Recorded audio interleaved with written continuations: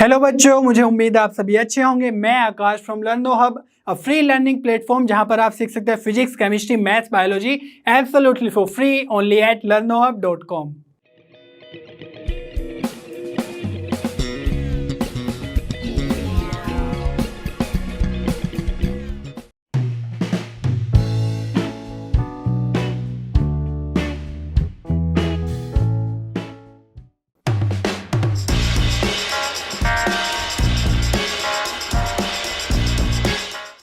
चलिए बच्चों, question number 11 start करते हैं।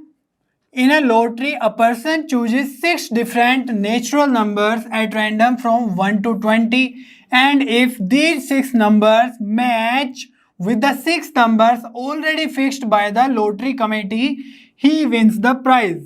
Okay, what is the probability of winning the prize in the game? Hint है, order of the numbers is not important.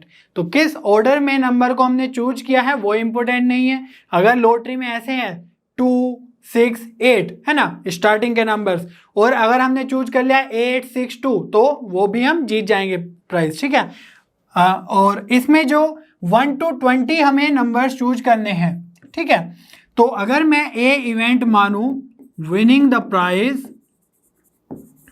है ना, जिसकी हमें प्रोबेबिलिटी बतानी है, तो देखो अगर हमें प्राइस को जीतना है तो एक ही तरीका है प्राइस को जीतने का, वो है कि जो भी 6 नंबर्स उसने लिखे हुए हैं या कमेटी ने डिसाइड किए हैं वही हम चूज कर ले। ठीक है, तो ऐसे नंबर्स का जो पैटर्न है वो एक ही तरीका है उनको चूज करने का। ठीक है, 6 के 6 नंबर्स हम चूज कर ले, तो इसलिए हम बोल सकते हैं कि नंबर ऑफ वेज है ना कितना होगा विनिंग द प्राइज, वो है एक ही तरीका है कि वही नंबर्स हम चूज कर ले।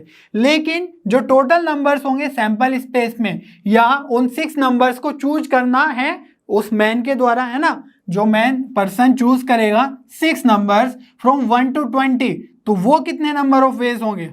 ठीक है, तो नंबर ऑफ वेज कितने हो जाएंगे, उसको 20 में से 6 चूज करने हैं तो 26 हमारे हो जाएंगे नंबर ऑफ वेज। तो इतने सारे नंबर ऑफ एलिमेंट्स होंगे सैंपल स्पेस में। ठीक है, तो चलिए ये इसको हम लिख सकते हैं number of elements in sample space as well. तो यहां पर 26, तो इसको लिख सकते हैं हम दो तरीके हैं, या तो हम ऐसे लिख लें 20 फैक्टोरियल 6 फैक्टोरियल और 20 - 6 फैक्टोरियल मीन्स 14, और अगर इसको हम एक्सपेंड करें थोड़ा तो ये आ जाएगा 20 × 19 × 18 × 17 × 16 × 15 × 14 है ना, और जो ये 14 है 14 को हम फैक्टोरियल में ही रखेंगे है ना, ताकि ये कैंसिल हो जाए। अपॉन 6 फैक्टोरियल को एक्सपेंड करते हैं तो 6, 5, 4, 3, 2 एंड 1 × फैक्टोरियल 14, तो 14 से 14 फैक्टोरियल कैंसिल है ना। तो ये ऊपर देखो कितने नंबर है 1, 2, 3, 4, 5, 6, तो इसका क्या तरीका होता है 26 को एक्सपेंड करने का कि भाई जितने भी ऊपर नंबर्स हैं उसको जितने भी नीचे नंबर्स हैं उतने टाइम डिक्रीजिंग ऑर्डर में लिख दो। तो यहाँ पर हमने 20 को डिक्रीजिंग ऑर्डर में 6 टाइम्स लिख दिया, और जो नीचे नंबर है 6 उसका भी फैक्टोरियल लिख दो, क्योंकि जो आगे का नंबर्स है वो कैंसिल हो जाता है 14 से, जैसे यहाँ पर हो गया है। समझ में आ रही है बात कैसे एक्सपेंड करना है। अब इसको थोड़ा सोल्व कर लेते हैं, तो यहाँ पर आ जाएगा देखो 5, 4 जा 20 कैंसिल, और 6, 3 जा 18 कैंसिल, और क्या कैंसिल हो सकता है 2, 8 जा 16 भी कैंसिल हो सकता है। तो यहाँ पे कौन कौन से नंबर्स बचे देख लेते हैं। तो number of elements in sample space कितने हो जाएंगे, पहले तो बचा 19 है ना, एक बचा हमारा 17, और ये क्या है 8 है और 15 है, तो 15 8 जा 120, और अगर आप इसकी मल्टीप्लाई करेंगे तो ये आ जाएगा 38760। ठीक है, तो 38,760 आ जाएंगे हमारे number of elements in sample space. इतने सारे तरीके हैं कि हम उसके डिफरेंट कॉम्बिनेशंस में चूज कर सकते हैं जब 1 to 20 नेचुरल नंबर्स हमें चूज करने हो। ठीक है, 6 नंबर्स। तो यहाँ पर अगर हम प्रोबेबिलिटी ऑफ ए की बात करें तो क्या होगी भाई, एक ही तरीका है प्राइस को जीतने का है ना, number of elements in A is 1, कि हम एग्जैक्ट वही चूज कर ले। ठीक है, और टोटल नंबर ऑफ वेज कितने हैं 26, और इसका नंबर आया 38,760, तो ये हो गई प्रोबेबिलिटी ऑफ ए, या इसको ऐसे भी लिख सकते हैं कि प्रोबेबिलिटी ऑफ ए होगी, है ना, कि जो टोटल नंबर ऑफ एज है वो तो 26 है ही सैंपल स्पेस में, और जो हम फेवरेबल आउटकम्स है वो क्या है कि हम उन 6 नंबर्स में से जो कमेटी ने डिसाइड किए हैं उसमें से वो 6 ही चूज कर ले। तो C66 कितना हो जाएगा 1, तो ये वही हो जाएगा 1/20C6। तो कैसे भी सोच सकते हो आप, और 20C6 तो यही आएगा 38,760। तो इस तरीके से आप सोल्व कर सकते हैं ये क्वेश्चन। चलिए बच्चों क्वेश्चन नंबर 12 सोल्व कर लेते हैं। Check whether the following probabilities PA and PB are consistently defined.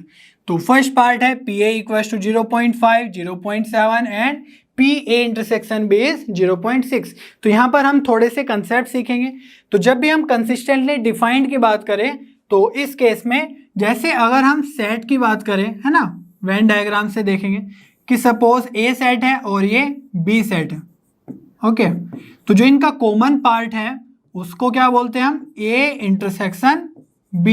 तो आप ध्यान से देखो कि जो A के अंदर एलिमेंट्स होंगे उससे तो कम ही होंगे A इंटरसेक्शन B में, क्योंकि ये कॉमन पार्ट है, करेक्ट। तो इसीलिए हम क्या लिख सकते हैं कि A इंटरसेक्शन B की जो प्रोबेबिलिटी है, probability of A intersection B should be less than probability of A।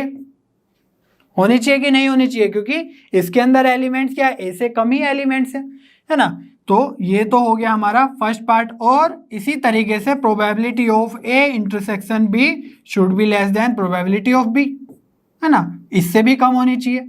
और अगर हम सेकंड कंडीशन की बात करें तो जो ओवरऑल प्रोबेबिलिटी है, probability of A union B, है ना, दोनों की प्रोबेबिलिटी अगर हम इन दोनों को कंसिडर करें तो ये क्या होगा, probability of A union B।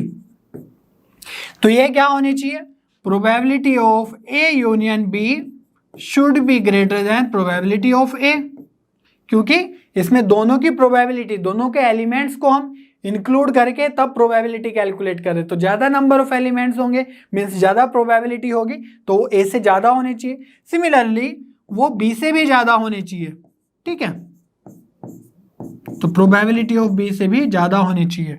तो ये हमारे पास 4 केसेस हैं, तो ये हम चेक करेंगे, ठीक है। तो चलिए सबसे पहले हम चेक करते हैं फर्स्ट पार्ट में।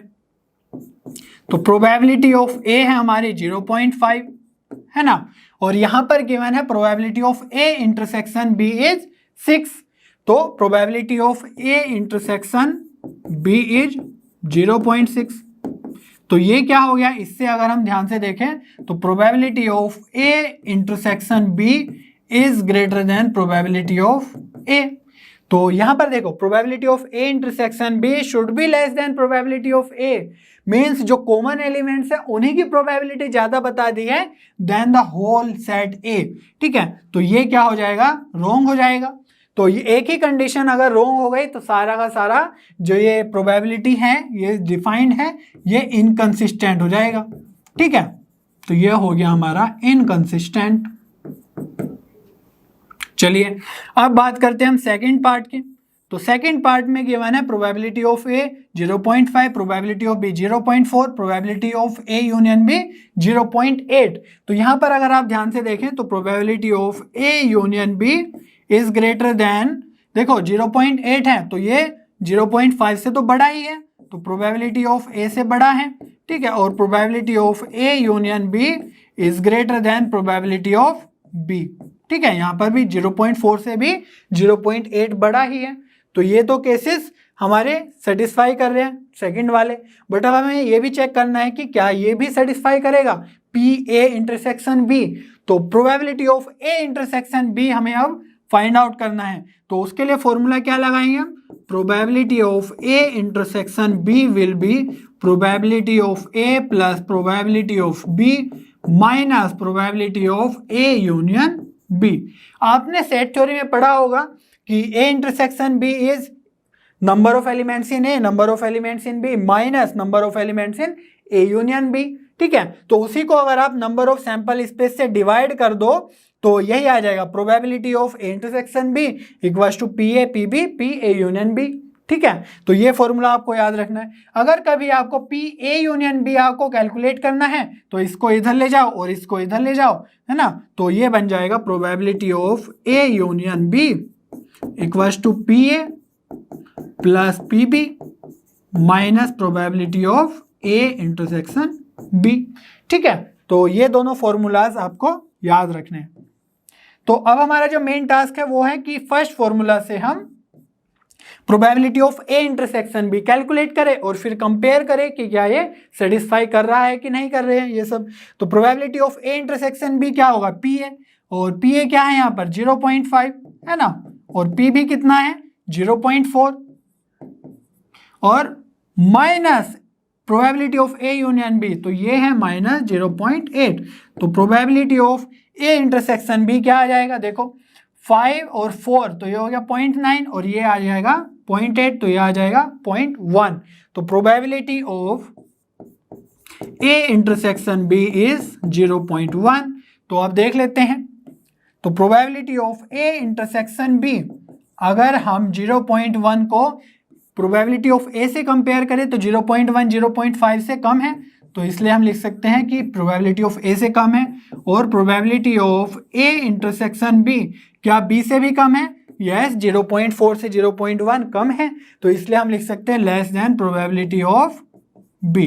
ठीक है, तो देखो ये चारों की चारों कंडीशंस यहाँ पर सेकंड केस में सेटिस्फाई हो रही है, तो इसलिए हम बोल सकते हैं that this is consistently defined. ठीक है, तो इस तरीके से हम इसको वेरीफाई कर सकते हैं। बस इतना ही है, बस इसमें आपको ये दो फॉर्मूलाज बहुत इंपॉर्टेंट है, ये ध्यान रखना है। ठीक है, चलिए बच्चों क्वेश्चन नंबर 13 सोल्व कर लेते हैं। Fill in the blanks in the following table. तो यहां पर है probability of A, probability of B, probability of A intersection B और probability of A union B. तो यहाँ पर 3 पार्ट्स हैं। तो यहाँ पर देखो इन चारों में से 3 क्वांटिटीज हमेशा गिवन है। यहाँ पर probability of A union B पूछा गया है, यहाँ पर प्रोबेबिलिटी ऑफ बी पूछा गया है, यहाँ पर probability of A intersection B पूछा गया है। तो हम वही फॉर्मूला लगाएंगे जो हमने लास्ट क्वेश्चन में सीखा है, क्या, probability of A union B equals to probability of A plus probability of B minus probability of A intersection B. इसको आप घुमा भी सकते हैं तो probability of A intersection B आ जाएगी। ठीक है, तो ये फॉर्मूला हम तीनों पार्ट्स में यूज करेंगे।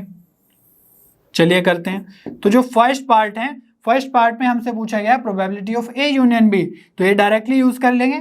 तो probability of A union B तो हमसे पूछा ही गया है, प्रोबेबिलिटी ऑफ ए कितना है 1/3, प्रोबेबिलिटी ऑफ बी कितना है 1/5 है ना, minus probability of A intersection B 1/15। तो यहाँ से अगर हम 15 को एलसीएम ले ले तो ये आ जाएगा 3 5 जा 15, तो 1 5 जा 5 है ना, और 5 3 जा 15 माइनस 1, तो ये आ जाएगा 5 3 8 माइनस 1 7/15। तो चलिए फर्स्ट पार्ट हो गया हमारा। अब सेकंड पार्ट करते हैं। तो सेकंड पार्ट में पूछा गया प्रोबेबिलिटी ऑफ बी। ठीक है, तो इसको अलग से इधर उधर घुमाने की जरूरत नहीं है, सारी वैल्यूज पुट कर दो और फिर एक वेरिएबल की तरह प्रोबेबिलिटी ऑफ बी को ट्रीट करेंगे और वो कैलकुलेट कर लेंगे। चलिए, probability of A union B कितना गिवन है 0.6, okay, equals to probability of A कितना गिवन है 0.35, ऑल राइट, और फिर प्रोबेबिलिटी ऑफ बी हमें कैलकुलेट करना है, minus probability of A intersection B, तो ये कितना है हमारा 0.25, तो 0.25। अब सारे की सारी वैल्यूज इधर ले आते हैं तो ये आ जाएगा, या यहीं से सोल्व कर लो, 0.6 इक्वल्स टू 0.35 माइनस 0.25, तो ये आ जाएगा 0.1 प्लस प्रोबेबिलिटी ऑफ बी, और 0.1 को इधर लाएंगे माइनस में, तो ये आ जाएगा probability of B equals to 0.6 minus 0.1, तो ये आ जाएगा 0.5। क्लियर है? तो चलिए मैं यहाँ पर भी लिख देता हूँ, ये आ गया हमारा 7/15 और ये आ गया है 0.5। सिमिलरली थर्ड पार्ट अगर सोल्व करें तो इसमें क्या पूछा गया, probability of A intersection B, तो ये वाला पार्ट हमें कैलकुलेट करना है। तो इसके लिए क्या करेंगे, सारी वैल्यूज पुट कर दो। Probability of A union B कितना है 0.7 equals to probability of A कितना है 0.5 एंड प्रोबेबिलिटी ऑफ बी कितना है 0.3 माइनस, सॉरी ये है 0.35, minus probability of A intersection B, ये तो हमें कैलकुलेट ही करना है, ठीक है। तो चलिए कर लेते हैं सोल्व। तो 0.5 और 0.35, तो ये कितना हो गया टोटल 0.4, और इधर है 0.7, तो इसमें लाएंगे तो यहां पर देखो 0.5 0.35, तो ये तो कितना हो गया 0.85, ठीक है। तो इसको लिख सकते हैं हम 0.7 equals to 0.85 minus probability of A intersection B, ठीक है। अब इसको इधर ले आएंगे और इसको उधर ले जाएंगे, तो probability of A intersection B कितना आ जाएगा 0.85 में से 0.7 हम माइनस कर देंगे, तो ये बचेगा हमारा 0.15। तो चलिए लिख देते हैं 0.15 इज द आंसर। तो इस तरीके से सिर्फ एक ही फॉर्मूले से आपने देखा कि हमने सारे के सारे प्रॉब्लम्स इजीली सोल्व कर लिए। ओके, चलिए बच्चों क्वेश्चन नंबर 14 सोल्व कर लेते हैं। Given probability of A is 3/5 and probability of B is 1/5, find probability of A और B if A and B are mutually exclusive events. तो म्यूचुअली एक्सक्लूसिव इवेंट्स का मीनिंग है कि कोई भी उनमें एलिमेंट्स कॉमन नहीं होगा, ठीक है। तो चलिए A intersection B equals to 5 हो जाएगा, ठीक है। तो probability of A intersection B कितना हो जाएगा 0, ठीक है। तो म्यूचुअली एक्सक्लूसिव इवेंट्स के लिए probability of A intersection B हमेशा क्या होता है 0, क्योंकि उनमें कोई भी कॉमन एलिमेंट्स है ही नहीं। तो जब हम लिखेंगे ऐसा लिख सकते हैं इसको कि भाई number of elements in A intersection B upon number of elements in sample space, तो ये तो 0 ही है, ठीक है। अपॉन जो भी कुछ होगा number of elements in sample space, तो ओवरऑल 0 ही हो जाएगा। अब हमें कैलकुलेट करना है प्रोबेबिलिटी ऑफ ए और B, that means probability of जहां पर भी और हो उसको लिख दो यूनियन, ठीक है। Probability of A union B, तो इसका फॉर्मूला क्या होता है हमने लास्ट क्वेश्चन में ही सीखा है, probability of A plus probability of B minus probability of A intersection B, ठीक है। और हमने यहां से देखा कि probability of A intersection B तो 0 है, क्योंकि ए और बी म्यूचुअली एक्सक्लूसिव इवेंट्स है ना। तो चलिए ये सब वैल्यूज पुट कर देते हैं। तो probability of A union B क्या आ जाएगा, प्रोबेबिलिटी ऑफ ए है हमारा 3/5 प्लस प्रोबेबिलिटी ऑफ बी है 1/5, और यहाँ पर एलसीएम आ जाएगा 5, 3 + 1 4, है ना। तो ये आ जाएगा 4/5 प्रोबेबिलिटी ऑफ ए और बी।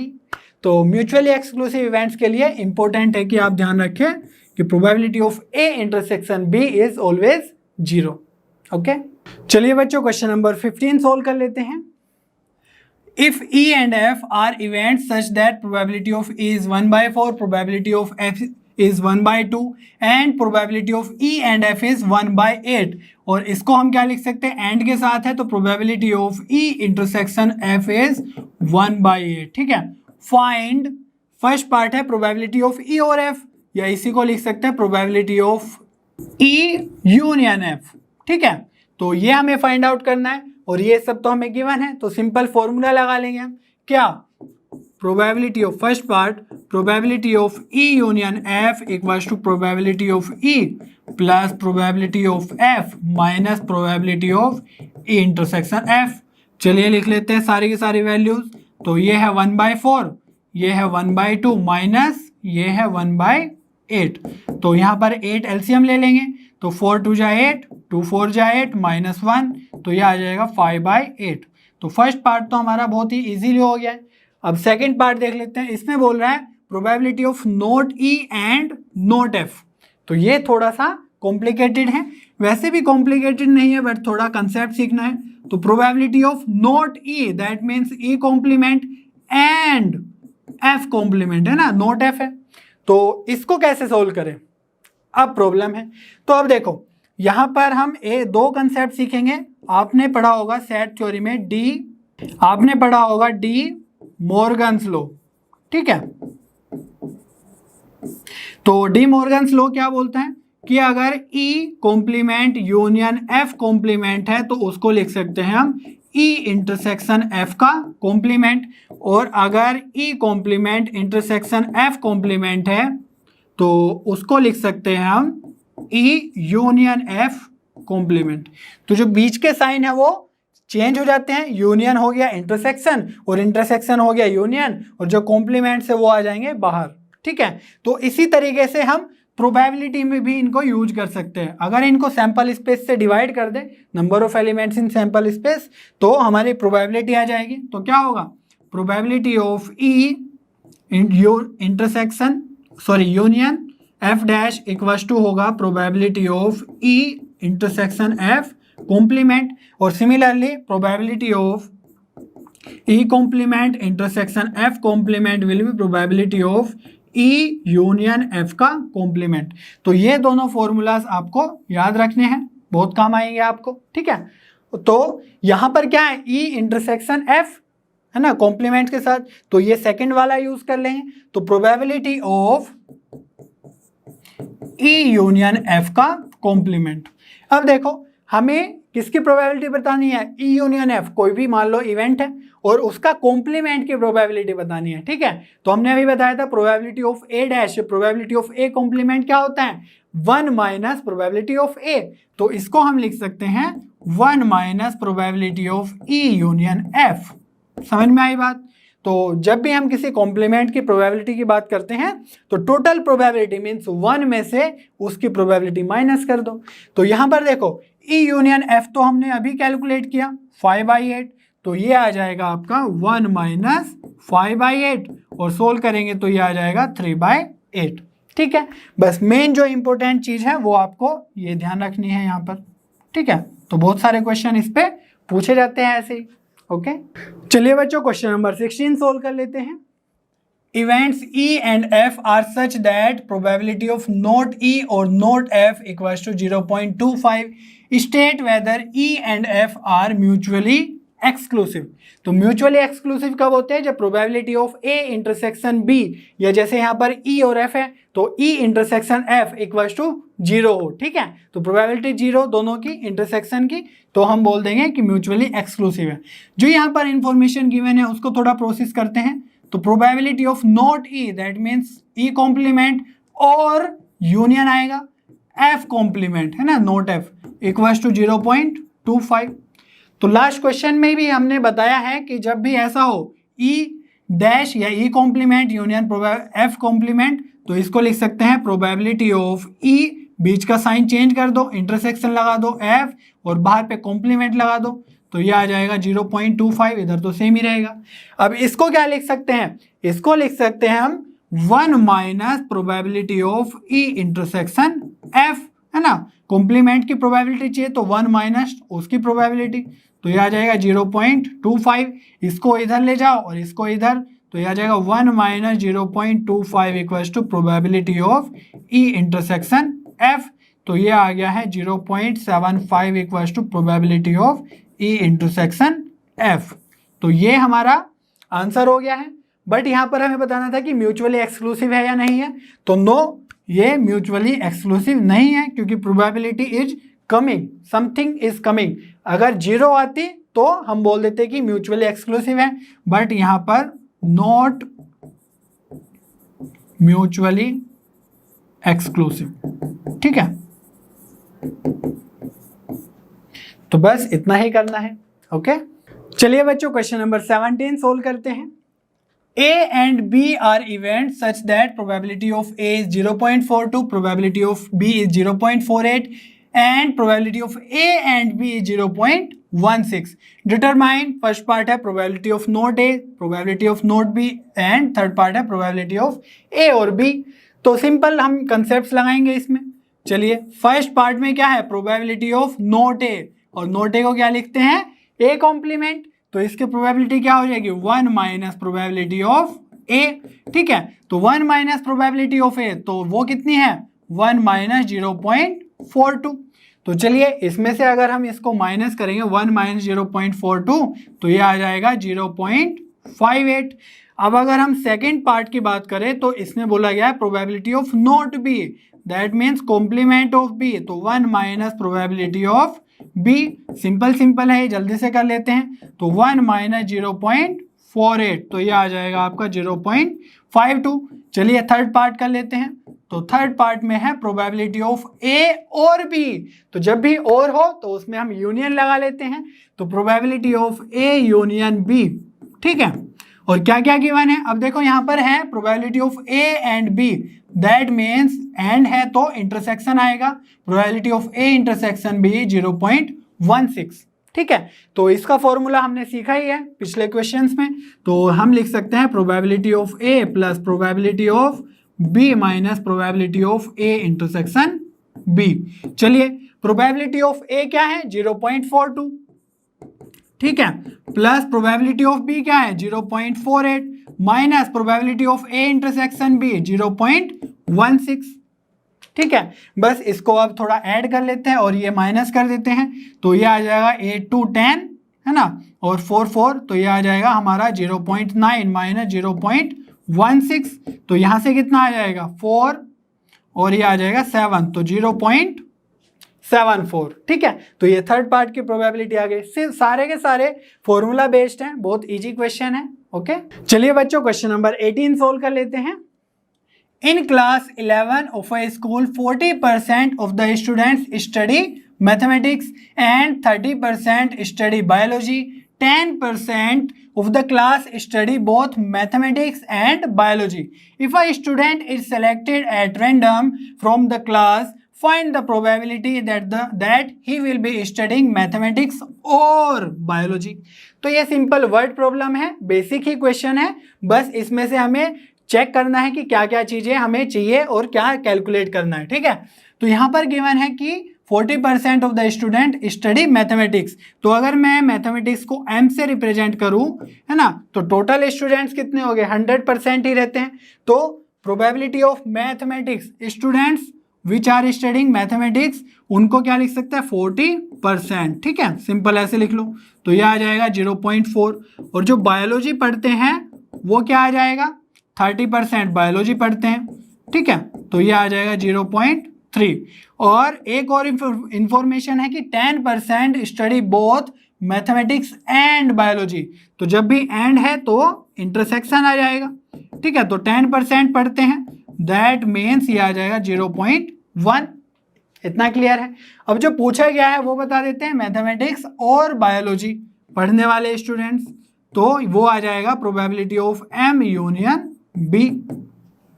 ठीक है, बस ये कैलकुलेट करना है, ये तो हम करते ही आ रहे हैं, तो इसमें क्या हो जाएगा probability of m plus probability of b minus probability of m intersection b।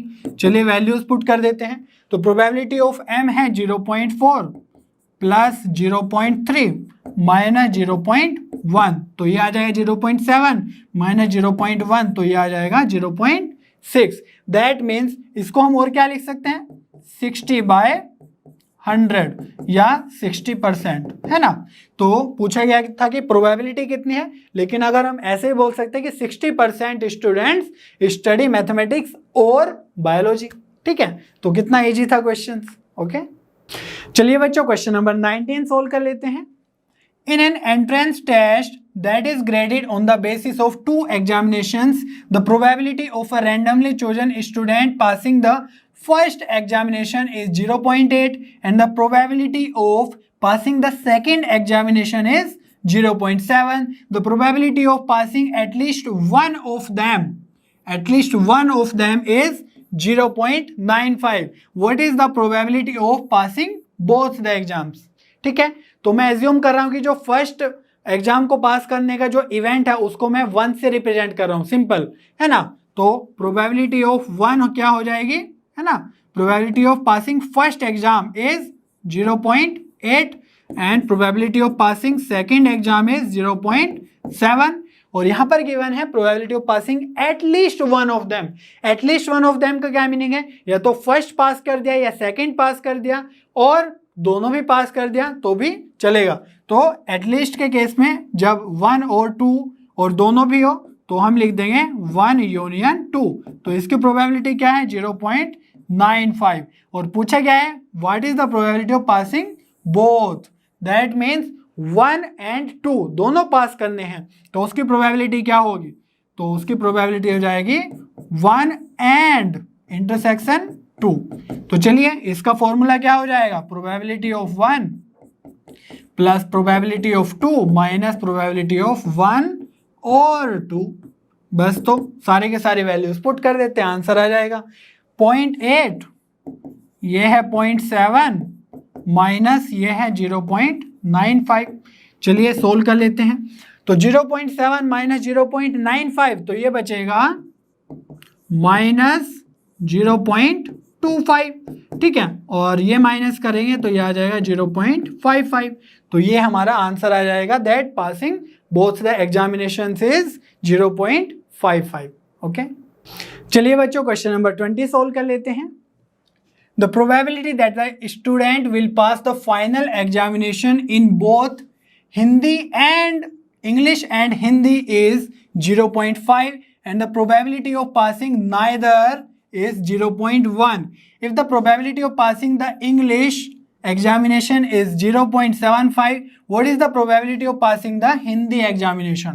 तो हिंदी एग्जाम को पास करने के जो इवेंट है उसको मैं लिख रहा हूँ H, और इंग्लिश के एग्जाम को पास करने का जो इवेंट है उसको मैं E से रिप्रेजेंट करता हूं, ठीक है। तो यहां पर जो फर्स्ट है कि जो प्रोबेबिलिटी है कि दोनों में पास हो जाएगा इंग्लिश एंड हिंदी, तो उसकी प्रोबेबिलिटी क्या होगी E इंटरसेक्शन H, है ना, इंग्लिश एंड हिंदी, तो वो है हमारी 0.5। और जो सेकंड है तो probability of passing neither, neither means ना ही तो उसने इंग्लिश पास किया, दैट मीन्स नॉट E, है ना, कॉम्प्लीमेंट ऑफ E, एंड ना ही उसने हिंदी पास किया, ठीक है। तो इसकी प्रोबेबिलिटी कितने गिवन है 0.1। और जो थर्ड पार्ट है if the probability of passing the English examination is 0.75, तो यहां पर हम लिख देंगे प्रोबेबिलिटी ऑफ E इज 0.75।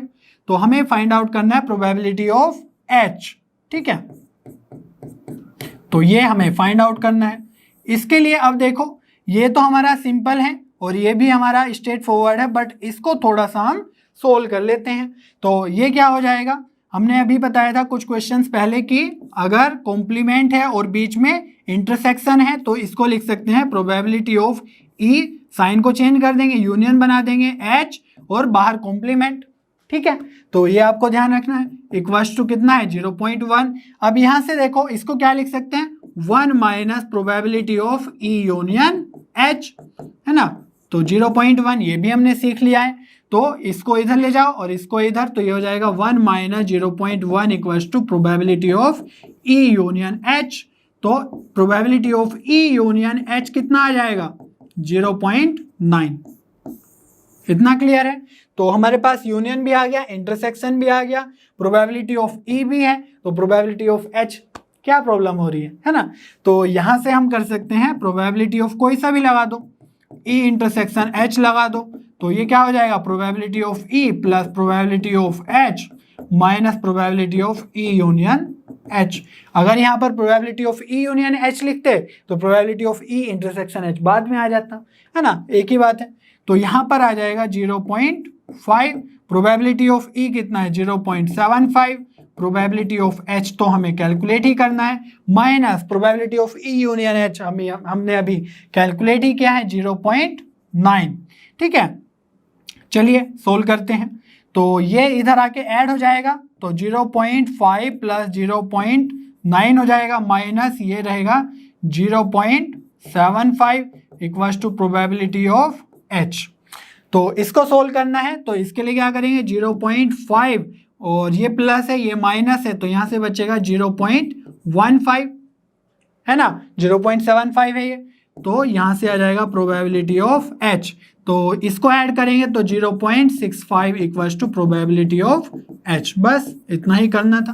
तो मेन पार्ट जो इसमें था वो था इसको सोल्व करने में, जो हम पहले भी ऑलरेडी कर चुके हैं क्वेश्चंस में, बट इन क्वेश्चन को पढ़ना जो बहुत जरूरी है, समझना कैसे समझते हैं, और फिर ये सब वैल्यूज लिखो, फिर तो सारा फॉर्मूले का काम है, ठीक है। चलिए बच्चों क्वेश्चन नंबर 21 सोल्व कर लेते हैं। In a class of 60 students 30 opted for NCC, 32 opted for NSS and 24 opted for both NCC and NSS. If one of these students is selected at random, find the probability that first the student opted for NCC और NSS और second part और third part. तो तीन part हमें given है। तो सबसे पहले हम क्या करेंगे कि प्रोबेबिलिटी ऑफ एनएसएस स्टूडेंट्स, है ना, प्रोबेबिलिटी ऑफ एनसीसी स्टूडेंट्स, ये सब फाइंड आउट कर लेते हैं। ठीक है, तो हमारे पास जो टोटल स्टूडेंट्स है वो कितना है, 30 स्टूडेंट्स हैं। तो total number of elements in sample space कितना हो जाएगा, 60 स्टूडेंट्स। तो एनसीसी के लिए 30 ने ऑप्ट किया, तो probability of NCC student means अगर हमने किसी स्टूडेंट को उठाया तो एनसीसी से है, इसकी प्रोबेबिलिटी क्या होगी कि 30 तो एनसीसी में है और टोटल कितने हैं 60, तो 1/2 प्रोबेबिलिटी होगी कि वो एनसीसी से होगा। ठीक है, अगर हम एनएसएस की बात करें तो उसकी प्रोबेबिलिटी क्या होगी, तो 32 ने ऑप्ट किया एनएसएस के लिए।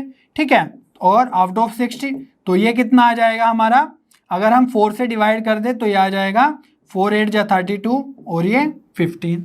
ठीक है, ये डायरेक्टली हम 30/60 और 32/60 को भी यूज कर सकते हैं।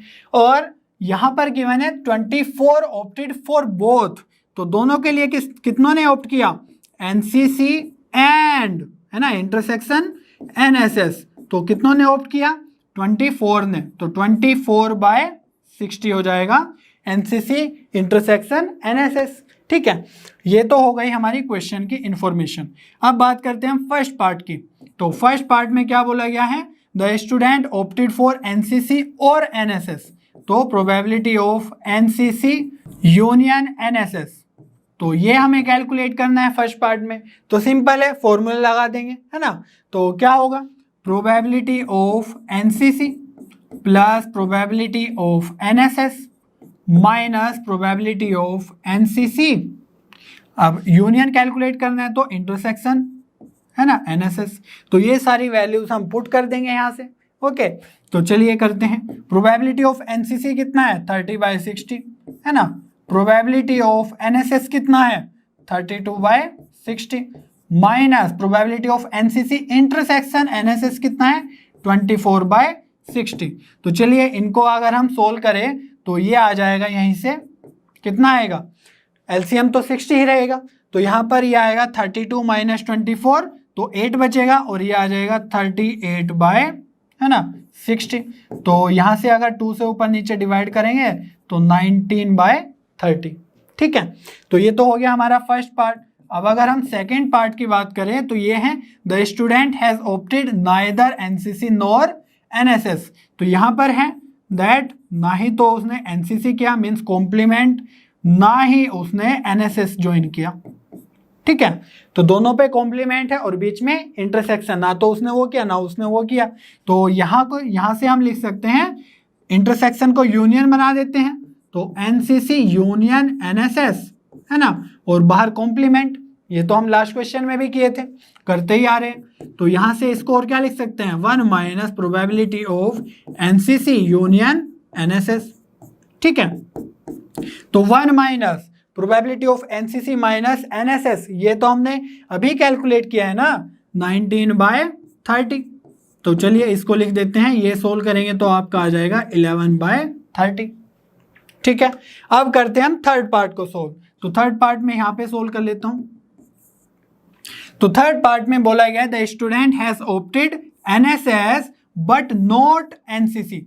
तो एनएसएस तो उसने ऑप्ट किया है बट एनसीसी ऑप्ट नहीं किया है। तो इसको लिखने के दो तरीके हैं, एक तो है प्रोबेबिलिटी ऑफ एनएसएस तो किया है ना, बट एनसीसी नहीं किया, तो एनसीसी पे आ जाएगा कॉम्प्लीमेंट, है ना, ये तरीका है।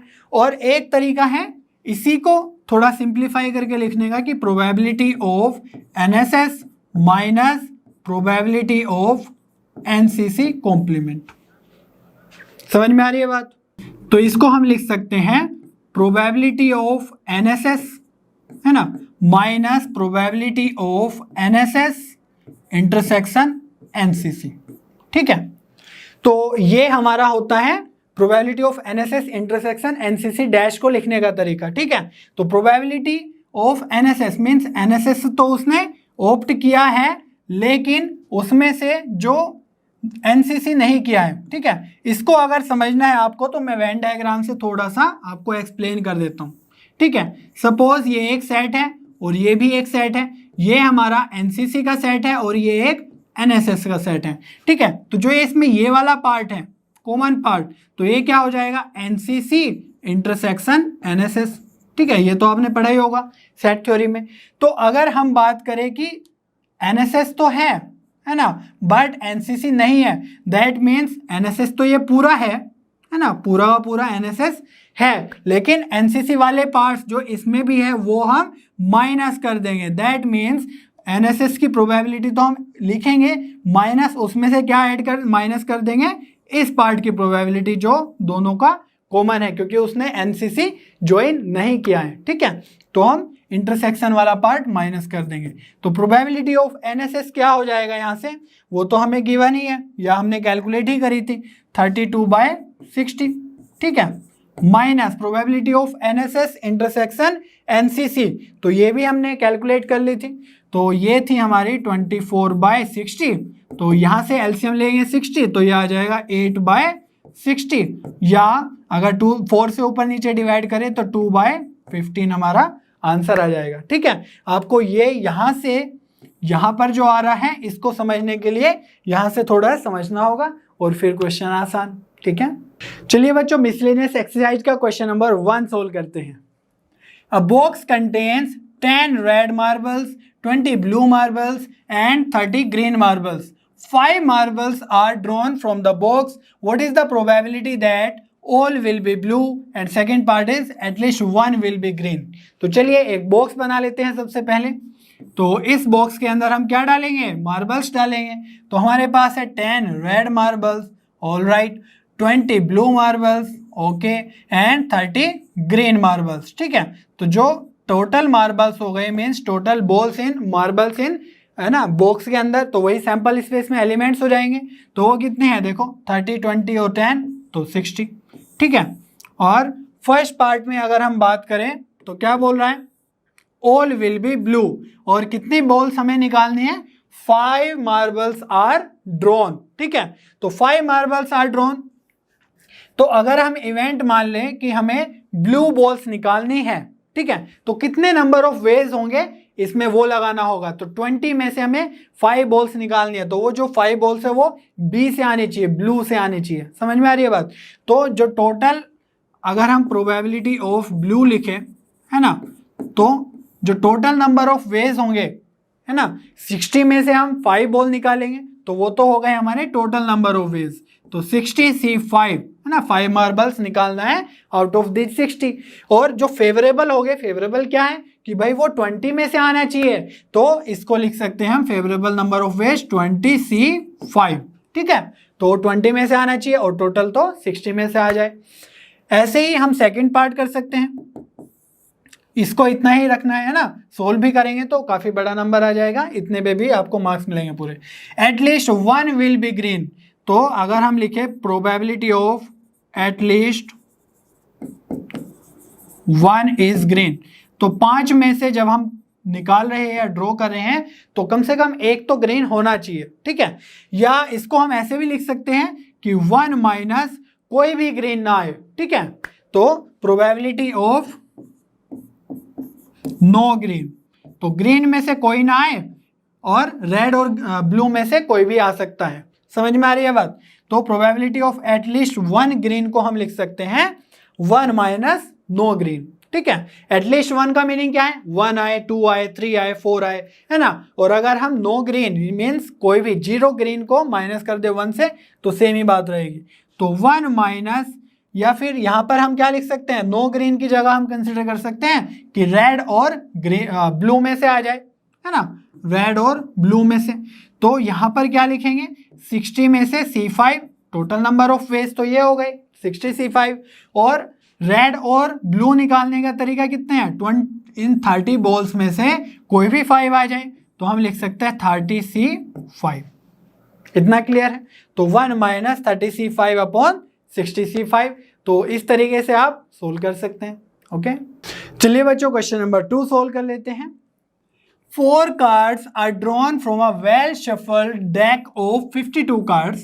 What is the probability of obtaining 3 diamonds and 1 spade? तो हमें पता है कि जो डायमंड्स होते हैं वो कितने होते हैं, 13 होते हैं, और स्पेड भी कितने होते हैं, 13 होते हैं। हमने बताया था सारा का सारा डिटेल में, है ना। तो डायमंड होते हैं 13, स्पेड होते हैं 13, सिमिलरली ग्लव्स और हार्ट भी 13-13 होते हैं। तो यहाँ पर हमें अब क्या करना है, प्रोबेबिलिटी निकालनी है that obtaining of 3 diamonds and 1 spade. तो probability of 3 diamonds and 1 spade, ठीक है। तो इसके लिए क्या करेंगे हम, जो टोटल नंबर ऑफ वेज होंगे उनको निकालने के 4 कार्ड्स को, तो वो कितने होंगे, 52 कार्ड्स होते हैं टोटल। तो नंबर ऑफ वेज कितने हो जाएंगे, 52C4। तो ये तो टोटल एलिमेंट्स हो गए या टोटल वेज हो गए। अब हम बात करते हैं कि 3 डायमंड्स और 1 स्पेड को कैसे निकाल सकते हैं। तो देखो 13 डायमंड्स हैं, तो उसमें से 3 डायमंड्स हमें चाहिए, तो 13C3, ठीक है। तो 13 में से C निकालना है और 3 निकालना है, तो 13C3 एंड 1 स्पेड भी होना चाहिए, है ना। तो मल्टीप्लाई करेंगे क्योंकि एंड के साथ है, 1 स्पेड, तो यहाँ पर आ जाएगा 13 इन स्पेड में से 13C1, तो ये भी हमें करना है, ठीक है। तो 13C3 into 13C1 upon 52C4। तो यहाँ पर जब ऐसे हो तो हमें नंबर ऑफ वेज कैलकुलेट करने होते हैं, ठीक है। तो ये पॉसिबल नहीं है कि हम सारा का सारा सैंपल स्पेस और उसके इवेंट्स वगैरह लिखें, तो इसीलिए नंबर ऑफ वेज से काम चल जाता है। तो आपको इस तरीके से भी सीखना है, ठीक है। चलिए बच्चों क्वेश्चन नंबर 3 सोल्व कर लेते हैं। A die has 2 faces each with number 1, 3 faces each with number 2 and 1 face with number 3. If die is rolled once, determine, first part है probability of 2, probability of 1 और 3 and second part is probability of not 3. तो ये कोई regular die नहीं है जिसमें 1 to 6 numbers होते हैं, बट ये थोड़ी डिफरेंट टाइप की डाई है ना। तो इसका अगर मैं सैंपल स्पेस लिखूं तो क्या होगा कि 2 फेस पे तो हमारा है नंबर 1, तो 1,1, ठीक है। और 3 फेस पे क्या है हमारा, विद नंबर 2, तो 2 आ जाएगा 3 फेसेस पे, ऑल राइट। और 1 फेस पे है 3, तो ये आ गए हमारे सैंपल पॉइंट्स, ठीक है। तो ये डिफरेंट फेसेस पे हैं, ओके। अब हमें डिटरमाइन करना है प्रोबेबिलिटी ऑफ 2। तो चलिए देखते हैं प्रोबेबिलिटी ऑफ गेटिंग 2। तो 2 कितने टाइम्स है, देखो 3 टाइम्स है 2, है ना। तो नंबर ऑफ एलिमेंट्स कितने हो जाएंगे, अगर हम एक इवेंट डिफाइन कर दे कि ई इवेंट है ऑफ ऑब्टेनिंग 2, तो नंबर ऑफ एलिमेंट्स हो जाएंगे 1 2 3, तो 3 एलिमेंट्स और टोटल कितने हैं एलिमेंट्स, 6 हैं, तो यह आ जाएगा 1/2 प्रोबेबिलिटी। अगर हम बात करें प्रोबेबिलिटी ऑफ 1 और 3, ठीक है, तो 1 और 3 को चूज करने की प्रोबेबिलिटी क्या होगी, या तो हमारे पास 1 आ जाए, तो ये कितने हैं 1 2 नंबर्स हैं, और 3 आ जाए तो टोटल एलिमेंट्स कितने हैं 3 हो सकते हैं, है ना, 1 2 3, तो फेवरेबल कितने हो गए 3 upon total number of elements in sample space 6, तो ये भी कितना आ जाएगा हमारा 1/2, ठीक है। अब बात करते हैं थर्ड पार्ट की।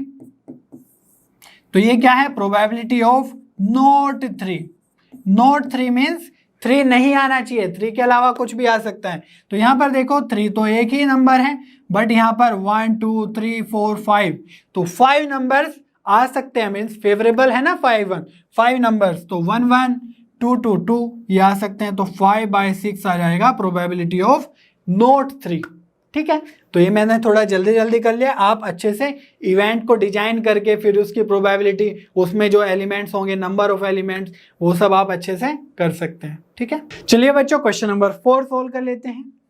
इन a certain lottery 10,000 tickets are sold and 10 equal prices are awarded. What is the probability of not getting a prize if you buy 1 ticket? Second part है 2 tickets and C is 10 tickets. ठीक है, तो यहाँ पर हमें ध्यान देना है कि टोटल जो टिकट्स है वो कितने हैं 10,000 और 10 equal prizes are awarded. That means 10 ticket पे या 10 टिकट्स पे तो हमें प्राइस मिलेगा, लेकिन 10,000 में से अगर 10 माइनस कर दे दैट मीन्स 9,990 पे हमें प्राइस नहीं मिलेगा, ठीक है।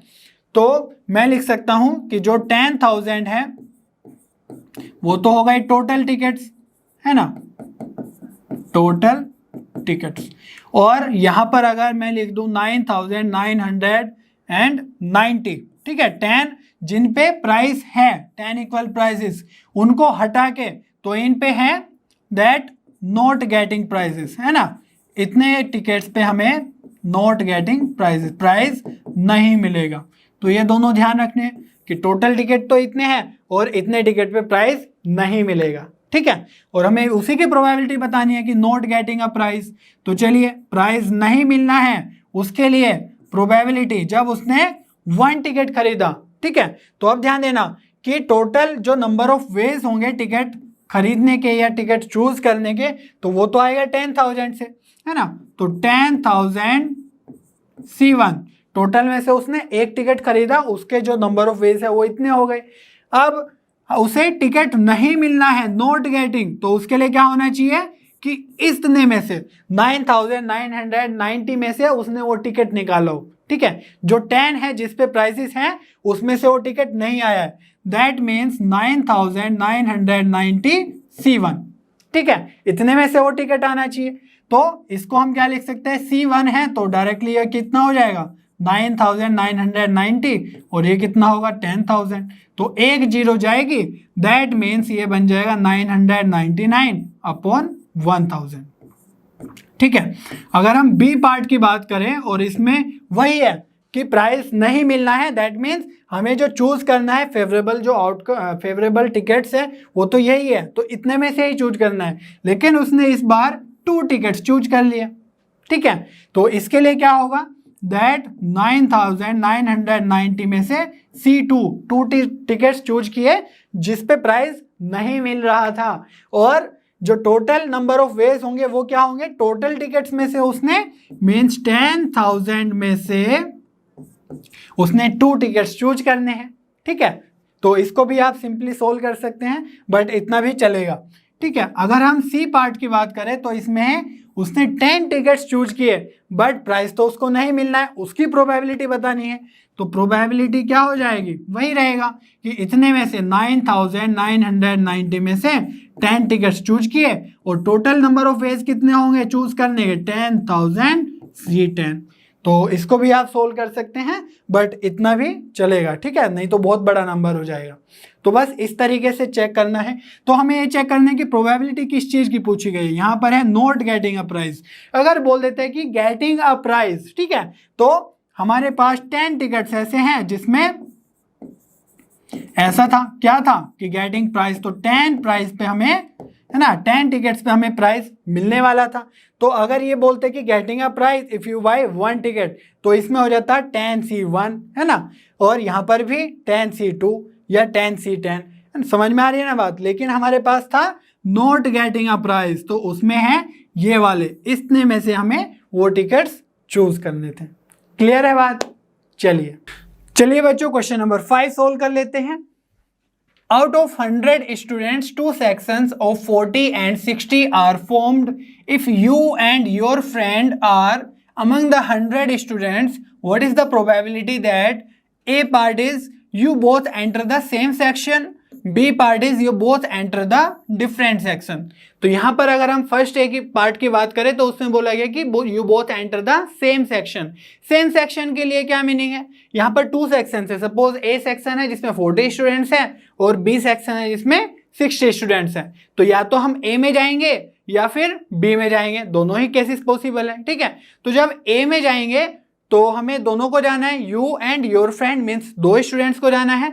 तो नंबर ऑफ वेज कितना होगा उसमें जाने के लिए, 40 C2, और जो टोटल स्टूडेंट्स है 100 है टोटल, तो उसमें 2 स्टूडेंट्स, तो उसका आ जाएगा 100 C2, ठीक है। तो जब प्रोबेबिलिटी की हम बात करेंगे तो प्रोबेबिलिटी के लिए क्या होता है, नंबर ऑफ पॉसिबल वेज क्या है 100 C2, है ना। और ए सेक्शन में मीन्स मैंने इसको ए मान लिया है और इसको बी सेक्शन मान लिया है, इसमें 60 स्टूडेंट्स है तो 40 C2। या ऐसा भी हो सकता है कि दोनों के दोनों 60 वाले में चले जाए तो 60 C2 अपॉन 100 C2। बस इतना करना है। अब इसको थोड़ा सोल्व कर लेते हैं। तो ये आ जाएगा आपका 40 C2 है तो 40 को थोड़ा 2 बार डिक्रीजिंग ऑर्डर में लिखेंगे और अपॉन फैक्टोरियल 2, तो फैक्टोरियल 2 तो 2 ही होगा, इंटू 1 भी आएगा बट अल्टीमेटली 2 ही रहेगा। और यहाँ पर आएगा 100 इंटू 99/2 प्लस ये देख लेते हैं, तो इसमें आएगा 60 प्लस 59/2 और 100 इंटू 99/2। बस इतना करना है। इसको थोड़ा आप सोल्व कर लेंगे तो यहाँ पे 2 से 2 कैंसिल और यहाँ पर भी ये 2 से 2 कैंसिल। अब देखो 0 से 0 गया और ये जाएगा 2 2 जा 4, 2 5 जा 10 और ये 3 से कट होगा तो 13 टाइम्स और ये जाएगा 33 टाइम्स। ठीक है, सिमिलरली यहाँ पे 0 से 0 कैंसिल और ये जाएगा 2 3 जा 6 और 2 5 जा 10 और ये जाएगा 3 से 33 टाइम्स। ठीक है, तो अब देखो क्या बचा, ऊपर तो 2 इंटू 13 बचा मीन्स 26 और नीचे क्या बचा 5 इंटू 33 और सेकेंड टर्म में क्या बचा, यहाँ पर है 59 और यहाँ पर कितना है 5 इंटू 33। ठीक है, यहाँ पर देखो जो नीचे नंबर है वो तो सेम ही है 5 इंटू 33, तो इसी को हम एलसीएम ले लेंगे और ऊपर का जो न्यूमरेटर है वो एज इट इज ऐड हो जाएगा। तो 26 प्लस 59 तो ये आ जाएगा 9 प्लस 6 15, 5 प्लस 7 है ना 2 7 और 8 तो 85 अपॉन 5 इंटू 33। तो मैंने ये मल्टीप्लाई क्यों नहीं किया, क्योंकि ये 5 से कैंसिल हो जाएगा तो ये आएगा 17। तो हमारा आंसर आ गया है प्रोबेबिलिटी इक्वल्स टू 17/33 और ये किस चीज की प्रोबेबिलिटी है, that you both enter the same section. ठीक है, अब देखो सेकेंड पार्ट में है, बी पार्ट में कि you both enter the different sections. तो डिफरेंट सेक्शन का मीनिंग क्या हुआ कि अगर एक इसमें आया तो दूसरा इसमें आ गया, या है ना वाइस वर्सा। तो दो ही केस हो सकते हैं, या तो दोनों सेम सेक्शन में जाए या दोनों डिफरेंट सेक्शन में जाए, है ना। तो इसलिए हम क्या करेंगे, जो सेम सेक्शन वाली प्रोबेबिलिटी है अगर इसको हम 1 में से माइनस कर दे, टोटल प्रोबेबिलिटी में से इसको माइनस कर दे, है ना, प्रोबेबिलिटी ऑफ डिफरेंट सेक्शंस के लिए, डिफरेंट सेक्शन मीनिंग कि you both enter the different section. तो 1 में से अगर हम सेम सेक्शन वाली प्रोबेबिलिटी को माइनस कर दे विच इज 17/33 तो हमारे पास डिफरेंट सेक्शन में एंटर होने की प्रोबेबिलिटी आ जाएगी। ठीक है, तो यहां से इसको सोल्व करेंगे तो ये आ जाएगा 33 माइनस 17/33 और ये आ जाएगा 16/33। ठीक है, तो इस तरीके से ये तो इजी था। बस इसमें क्या करना है कि दोनों केसेस अलग अलग बनाने, या तो दोनों 40 वाले सेक्शन में या दोनों 60 वाले सेक्शन में, बस। ठीक है, चलिए बच्चों क्वेश्चन नंबर 6 सोल्व कर लेते हैं। 3 letters are dictated to 3 persons and an envelope is addressed to each of them. The letters are inserted into the envelopes at random so that each envelope contains exactly 1 letter.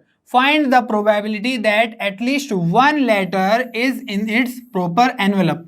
तो यहाँ पर 3 letters है और 3 envelopes हैं। ठीक है, तो मैं जो envelope है ना, ये क्या है एनवेलप, तो उसको मैं ए बी और सी से डिनोट कर रहा हूं। ठीक है, और जो लेटर्स हैं जो उसके अंदर डालने हैं उसको मैं स्मॉल ए, स्मॉल बी और स्मॉल सी से डिनोट कर रहा हूं। ठीक है, तो इसमें हम क्या करेंगे, अब देखेंगे कि हम कौन कौन से पॉसिबल केसेस लिख सकते हैं। ठीक है, एनवेलप में लेटर डालना है। तो पहला केस अगर हम देखें, ऐसा हो सकता है कि ए लेटर कैपिटल ए में चला गया, है ना, और बी लेटर स्मॉल बी में चला गया, है ना, sorry small B capital B में, और सी के साथ। तो ये क्या है कि सही लेटर सही एनवेलप में जा रहा है। ठीक है, ए में, बी में और सी में। अब दूसरा केस क्या हो सकता है कि भाई ए तो ए में ही चला गया लेकिन बी के साथ आ गया सी। ठीक है, और सी के साथ फिर आ जाएगा बी, ऐसा भी तो हो सकता है। या फिर ऐसा भी हो सकता है कि ए के साथ ए ना आके बी आ गया है, और ए के साथ बी आ गया तो बी के साथ हो सकता है कि ए आ जाए। तो इस तरीके से हम सारे के सारे केसेस लिखेंगे, और सी के साथ सी आ गया है। अब फोर्थ केस ऐसा भी हो सकता है कि ए के साथ तो बी है ही बट बी के साथ सी आ गया और सी के साथ ए आ गया है। या ऐसा भी हो सकता है कि ए के साथ अब सी आ गया है, सी वाला, और बी के साथ ए आ रहा है ना, और सी के साथ कौन सा बचा, बी वाला, बी आ रहा है। या ऐसा भी हो सकता है कि ए के साथ सी आ जाए और बी के साथ बी आ जाए और सी के साथ ए आ जाए। ठीक है, ये सारे के सारे केसेस पॉसिबल हैं। अब देखो क्या हो सकता है। अब यहां पर हमें बताना है probability that at least 1 letter is in its proper envelope. तो इस इवेंट को मैं मान लेता हूं सपोज ई इवेंट है ये, ठीक है, कि कम से कम एक लेटर तो सही एनवेलप में है। तो ये जो केसेस लिखे मैंने, ये सैंपल स्पेस ही हो गया बेसिकली, ये सब एलिमेंट्स हो गए उसके, है ना। तो मैंने अलग अलग केसेस में डाल दिया है। अब देखते हैं कि कौन से केसेस में इस इवेंट को सेटिस्फाई कर रहा है। तो सारे के सारे केसेस में हम ये देखेंगे कि कौन सा लेटर सही एनवेलप में है या नहीं।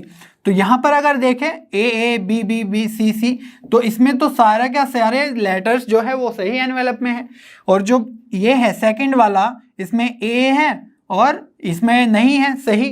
तो ए है लेकिन इसने बोला एटलीस्ट वन, कम से कम एक तो होना चाहिए, ज्यादा हो कम हो, ज्यादा हो तो भी चलेगा सही है, लेकिन कम नहीं होना चाहिए, एक से भी कम। कि ऐसा हो गया कि भाई एक भी सही एनवेलप में नहीं है, ठीक है, तो कम से कम एक तो होना चाहिए। तो ये भी सही है, ये भी हमारे फेवरेबल आउटकम में होगा, ठीक है, इसको भी काउंट करेंगे। तो ए बी ये तो नहीं है सही और ना ये है, बट सी सी है, तो इसको भी हम फेवरेबल में डाल देंगे।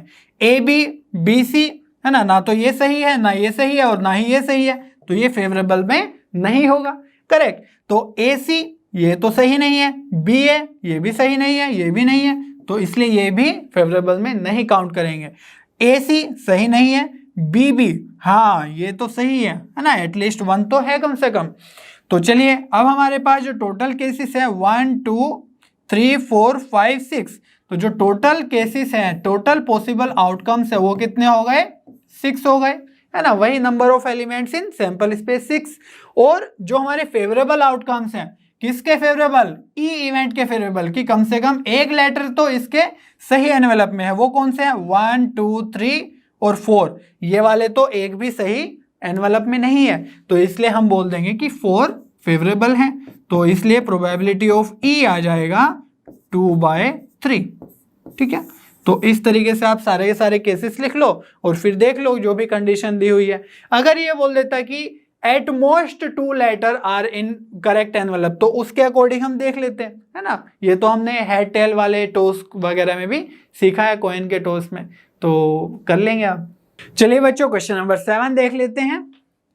A and B are two events such that probability of A is 0.54, probability of B is 0.69 and probability of A intersection B is 0.35. Find first part is probability of A union B, second part, third part, fourth part. तो ऐसे 4 parts है हमारे पास और ये formula based है सारा का सारा, तो जल्दी से कर लेते हैं। probability of A union B, तो इसका फॉर्मूला क्या होता है, अब तक तो आपको याद ही हो गया होगा, probability of A plus probability of B minus probability of, यहाँ पर यूनियन है तो यहाँ पर लगेगा ए इंटरसेक्शन बी, और ये सारी वैल्यूज तो उधर दी हुई है, जल्दी से पुट कर देते हैं। तो यहाँ पर आ जाएगा probability of A 0.54 plus probability of B 0.69 minus probability of A intersection B 0.35। चलिए देखते हैं क्या आएगा। तो इन दोनों को सोल्व कर लेते हैं, ये प्लस में ज़्यादा बड़ा है और ये छोटा नंबर है, तो यहीं पे माइनस कर लेते हैं। 9 में से 5 गया तो 4 बचा, 6 में 3 गया तो 3 बचा, और ये तो पॉइंट है ना। अब इनको ऐड कर देते हैं, 4 3 7 5 3 8 4 4 8 5 3 8, और ये आ जाएगा 0.88, ठीक है। अब करते हैं हम सेकेंड पार्ट। चलिए देख लेते हैं, सेकेंड पार्ट में बोल रहा है probability of A complement intersection B complement. तो इसका तो हमने फॉर्मूला बताया था, डी मॉर्गन्स लॉ जो सेट थ्योरी में होता है उससे रिलेटेड है। तो इसमें क्या होता है कि यहाँ पे इंटरसेक्शन है, दोनों पे कॉम्प्लीमेंट है, तो कॉम्प्लीमेंट हटाने के लिए क्या करेंगे, हम साइन चेंज कर देंगे, इसको यूनियन बना देंगे और कॉम्प्लीमेंट आ जाएगा बाहर, ठीक है। तो यहाँ पर अब देखो प्रोबेबिलिटी ऑफ समथिंग कॉम्प्लीमेंट, तो उसको क्या करते हैं 1 minus probability of that something, है ना। जैसे प्रोबेबिलिटी ऑफ ए कॉम्प्लीमेंट करते हैं तो 1 माइनस प्रोबेबिलिटी ऑफ ए, ऐसे ही ए यूनियन बी को मैं एक कोई नंबर मान सकता हूँ, मतलब इवेंट। तो यहाँ पर 1 minus probability of A union B, ये तो हमने अभी देखा है 0.88। चलिए ये आ जाएगा 0.12। ये तो हमारे हो गए 2 पार्ट्स। अब बात करते हैं थर्ड पार्ट के बारे में। तो थर्ड पार्ट क्या है, ए इंटरसेक्शन बी कॉम्प्लीमेंट। तो इसको और कैसे पढ़ते हैं, ए बट नोट बी, है ना। बी कॉम्प्लीमेंट को कैसे पढ़ते हैं, नोट बी। दैट मीन्स इसको अगर मैं थोड़ा सेट थ्योरी से बताऊं तो मैंने पहले भी एक्सप्लेन किया है, जिसको नहीं समझ में आया था एक बार और समझ लो। तो अगर ए और बी सेट है, ये रहा ए सेट, ये रहा बी सेट, इसका मीनिंग है ए सेट तो हमारा ये पोर्शन है पूरा का पूरा, है ना। तो इस पोर्शन में से हम जो ये कॉमन पार्ट है वो माइनस कर देते हैं, ठीक है। तो ए इंटरसेक्शन बी, ये पार्ट माइनस कर देंगे तो ये क्या बचेगा, ये बचेगा हमारा ए इंटरसेक्शन बी डैश, है ना। और इसी को और क्या लिख सकते हैं, ए माइनस बी, वो सब चीजें जो ए में है बट बी में नहीं है ना। तो ये जो ये कॉमन पार्ट है ये क्या है, ये बी में भी है और ए में भी है, तो इसीलिए हम ये कॉमन पार्ट माइनस कर देते हैं, तो बन जाता है ए माइनस बी, ठीक है। और इसको लिखने के लिए क्या करते हैं हम, तो प्रोबेबिलिटी ऑफ, इसको लिखते हैं प्रोबेबिलिटी ऑफ ए माइनस, जो ये माइनस करना है, क्या करना है, ए इंटरसेक्शन बी के एलिमेंट्स, तो ये आ जाएगा probability of A intersection B, ये हमें करना है। तो आप इसको डायरेक्टली भी याद रख सकते हैं, probability of A intersection B complement is probability of A minus probability of A intersection B, ठीक है। अब लिख लेते हैं जो भी वैल्यूज हमें दी हुई है, तो ये है 0.54 minus probability of A intersection B is 0.35, ठीक है। तो यहां से आ जाएगा 9 और ये आ जाएगा 1, तो 0.19 आ गया वैल्यू। अगर हम बात करें फोर्थ पार्ट की, तो probability of B intersection A complement दिया हुआ है, तो ये भी वैसे ही होगा, यहाँ पर ए इंटरसेक्शन बी कॉम्प्लीमेंट था, यहाँ पर बी इंटरसेक्शन ए कॉम्प्लीमेंट है, तो इसको लिख लेंगे probability of B minus probability of B intersection A, ठीक है। तो अब प्रोबेबिलिटी ऑफ बी कितना है, 0.69, ऑल राइट, और minus probability of B intersection A या probability of A intersection B, बात तो एक ही है ना। तो ये मल्टीप्लाई के साइन की तरह समझ लो, 4 × 5 = 20, 5 × 4 = 20, तो दोनों ही बात में 0.35 लिख लेंगे हम, है ना। तो ये माइनस करना है, तो 9 से 5 जाएगा 4, 6 से 3 जाएगा 3, तो ये आ गया 0.34। तो ये सब फॉर्मूला बेस्ड है, आपको ये सब फॉर्मूला याद होना चाहिए। हमने बहुत सारे क्वेश्चंस इस पे सोल्व कर लिए हैं, तो कोई दिक्कत नहीं होनी चाहिए, ठीक है। चलिए बच्चों, क्वेश्चन नंबर 8 सोल्व कर लेते हैं। From the employees of a company 5 persons are selected to represent them in managing committee of the company. Particulars of 5 persons are as follows. A person is selected at random from this group to act as a spokesperson. What is the probability that the spokesperson will be either male or over 35 years? तो ये दोनों condition जो भी satisfy कर रहा है, और यहाँ पर और है, अगर ये सेटिस्फाई कर रहा है तो भी ठीक है, वो भी हमारा फेवरेबल होगा, ठीक है। और अगर जो ओवर 35 ईयर्स है वो भी हमारा फेवरेबल पर्सन होगा स्पोक्स पर्सन के लिए, ठीक है। तो जो टोटल पीपल है वो तो है 5, तो number of elements in sample space कितने हो जाएंगे, 5, सिंपल। और चलिए देखते हैं, तो आइदर मेल, दैट मीन्स जो ये 3 है, हरीश, रोहन और सलीम, तो ये तो हमारे फेवरेबल हो गए, ठीक है। और जो सेकंड कंडीशन है, और ऐसा भी हो सकता है कि ओवर 35 हो, चाहे मेल हो फीमेल हो कोई बात नहीं, बट अगर 35 से ज़्यादा है तो वो भी क्या हो गया, फेवरेबल हो गया, है ना। 46 है, तो यहां पर जो फेवरेबल हो गए वो हो गए 1 2 3 4, और जो टोटल है वो कितने हैं, 5 है।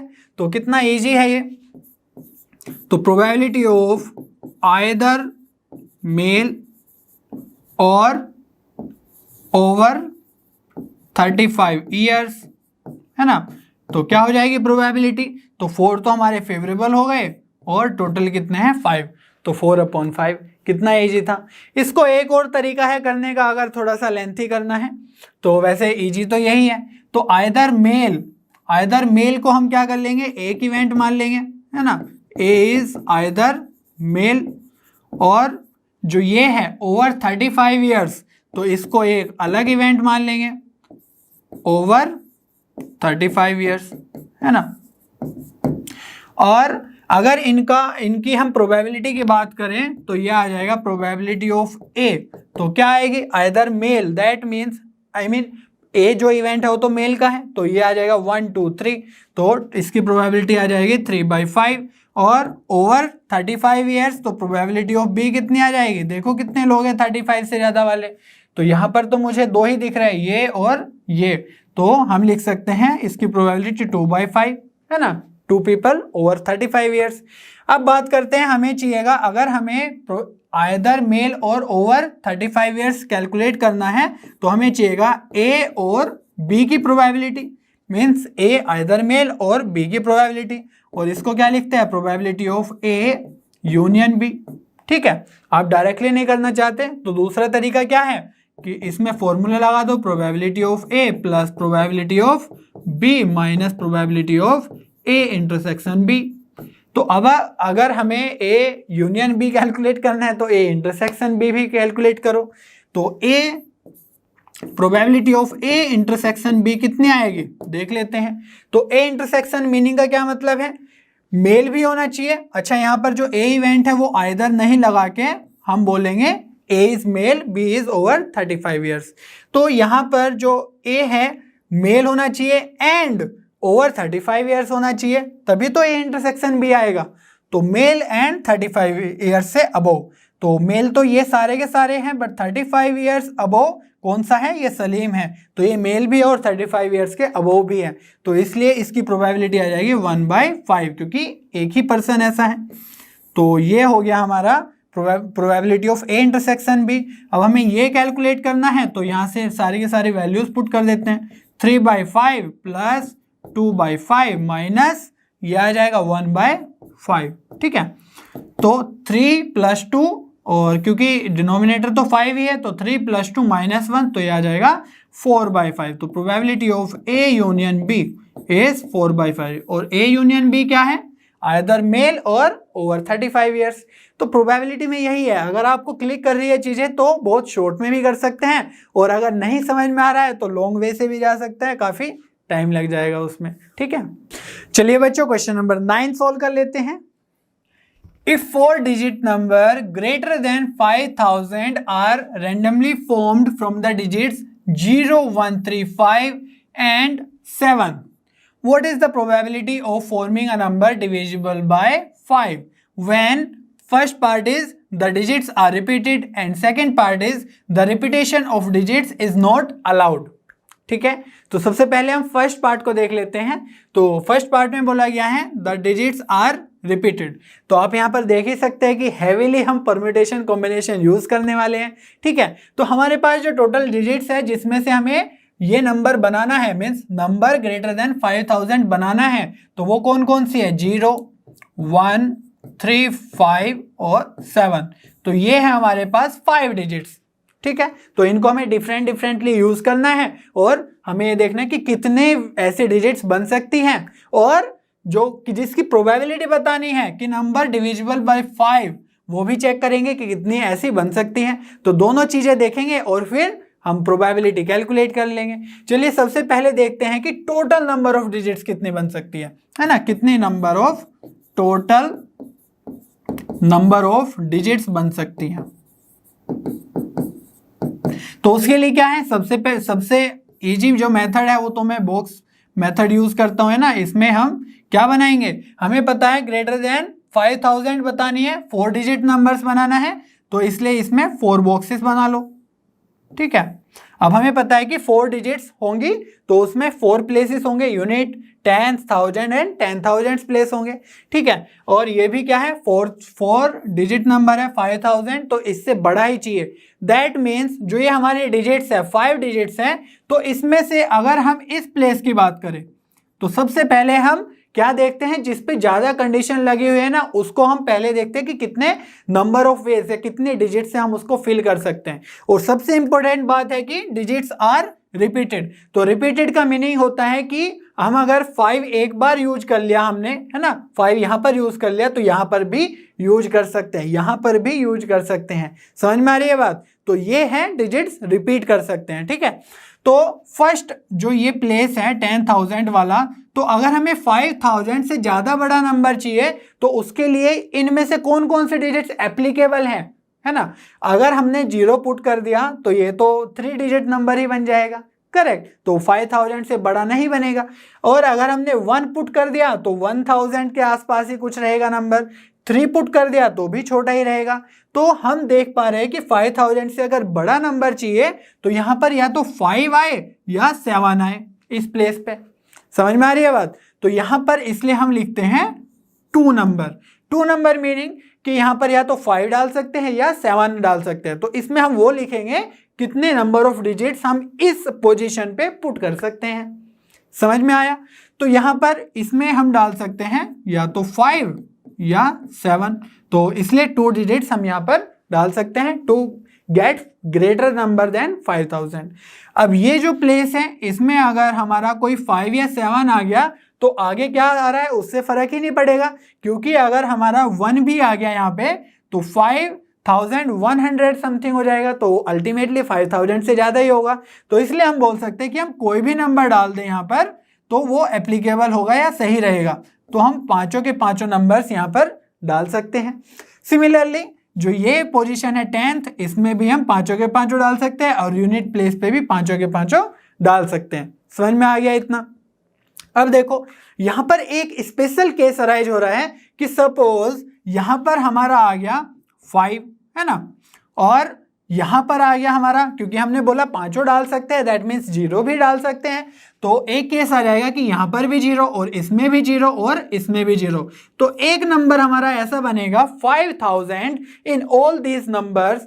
5000 ऐसा बनेगा नंबर जो हमारा ग्रेटर देन नहीं होगा, ग्रेटर देन 5000। हमें चाहिए ग्रेटर देन। अगर बोलते कि ग्रेटर देन और इक्वल टू तो इसको भी हम यूज कर सकते थे, बट 5000 से बड़ा नहीं है, इक्वल ही है, तो इसलिए ये वाला केस हम यूज नहीं करेंगे। तो जो टोटल नंबर ऑफ वेज है उसमें से ये वाला है ना, टोटल नंबर ऑफ डिजिट्स में से एक डिजिट हम माइनस कर देंगे, है ना, तो वो हमारी favourable number of means total possible number of digits होगी। तो ये कितना है 5 × 5 × 5 125 और 2 तो ये आ गया 250। ठीक है, ये तो टोटल नंबर ऑफ डिजिट्स, और ये वाली हमारी एप्लीकेबल नहीं होगी तो -1 हो जाएगा। तो total number of possible digits हो जाएगी 249। इतना क्लियर है? अब देखते हैं कि जो डिजिट्स 5 से डिविजिबल है उसको कैसे फाइंड आउट करें। तो सपोज ए इवेंट है that number is divisible bye 5। तो हमें देखना है कि बस कितने फेवरेबल डिजिट्स होगी जो 5 में होगी, है ना, जो 5 से डिविजिबल होगी। तो इसमें भी हमें 4 डिजिट नंबर ही देखना है, 1 2 3 और 4। ठीक है, अब यहाँ पर टू प्लेसेस पे कंडीशंस है। पहले तो सिर्फ यहीं पे कंडीशन थी कि भाई जो ये वाला है 10,000 वाला प्लेस है उसमें क्या होना चाहिए 5 और 7 आना चाहिए। ठीक है, लेकिन यहाँ पर अब इस प्लेस पे हमारी यूनिट प्लेस पे भी कंडीशन आ जाएगी। क्यों? क्योंकि 5 से डिविजिबल होने के लिए क्या होना होगा, यूनिट प्लेस पे या तो 0 होना चाहिए या 5 होना चाहिए। इतना क्लियर है? क्योंकि अगर हमने यूनिट प्लेस पे इन डिजिट्स में से 3 पुट कर दिया या 1 पुट कर दिया या 7 पुट कर दिया तो वो 5 से डिविजिबल नहीं होगा। तो इस केस को अवॉइड करने के लिए हम क्या करेंगे कि सबसे पहले तो हम यहीं पे करते हैं कि इस प्लेस पे क्या है, हम लिख सकते हैं 2 नंबर्स अगेन, या तो 5 भी लिख सकते हैं या 7 भी लिख सकते हैं। करेक्ट, वही वाला केस।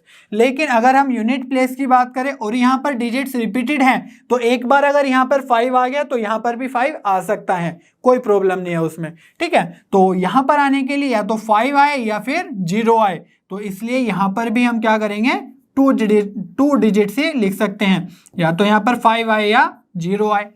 ठीक है, और जो ये 10th प्लेस है और 100th प्लेस है इसमें ये भी आ सकता है 1 भी 3 भी और 7 भी, तो कितने भी नंबर आ सकते हैं, 5 भी आ सकते हैं और 0 भी आ सकते हैं, तो सारे नंबर्स आ सकते हैं, है ना। तो ये आ जाएगा 5 और ये भी आ जाएगा 5। इतना क्लियर है? तो जो नंबर ऑफ एलिमेंट्स इन ए होगा, है ना, कितने डिजिट्स पॉसिबल हैं, तो ये आ जाएगा 5 5 जा 25 और 2 50 और ये आ जाएगा 2 से मल्टीप्लाई करेंगे तो 100। लेकिन यहाँ पर भी एक वो स्पेशल केस जो हमने बात करी थी 5000 वाली, वो यहाँ पर भी आ सकता है।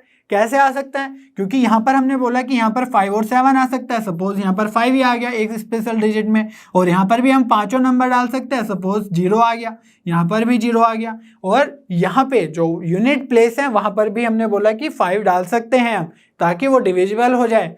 सॉरी यहाँ पर 0 भी डाल सकते हैं, 5 भी डाल सकते हैं। तो अगर यहाँ से भी हम 0 वाला केस ले लें तो एक केस ऐसा आ जाएगा 5000 वाला, इसमें भी जो 5 से डिविजिबल तो है लेकिन ग्रेटर देन नहीं है 5000 से। समझ में आई बात? तो हमें 5000 से ज़्यादा चाहिए बड़ा, तो इसलिए ये भी केस हम नहीं ले सकते। तो -1 करेंगे तो ये आ गया 99। तो 99 डिजिट्स ऐसी होगी जो 5 से डिविजिबल होगी, ग्रेटर देन 5000 होगी और इन नंबर से बनी होगी। ठीक है, ऐसे पॉसिबल नहीं है सारे डिजिट्स पुट करना लिखना, तो इसीलिए परम्यूटेशन कॉम्बिनेशन हमें हेल्प करता है ये चीज़ें करना इजीली।